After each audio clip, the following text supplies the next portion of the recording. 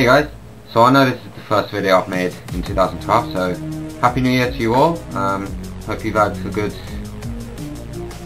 so far. I just wanted to make a quick video today to tell you about IndieGraph. Now if you're not interested in gaming or indie games in particular, you probably won't be interested in this, but IndieGraph is a website dedicated to review any indie game. Doesn't matter how small it is, how big it is, how popular, whatever. We are determined to review whatever comes our way and make it known to the world. IndieGraph is a team of 3 people so far, me being one of them, and we review games and interview people, and there's also a new game design kind of blog going to happen as well. So far I've done 3 reviews for the website and it's cool. The website's doing really well, and I soon might be able to be paid for doing what I'm doing, so that's great news. I've got my own bank and stuff now, so that's not a problem.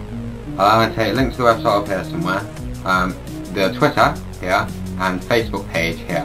Like I said, if you're interested, please check it out. I'll also put the links in the description, and I'll see you next time!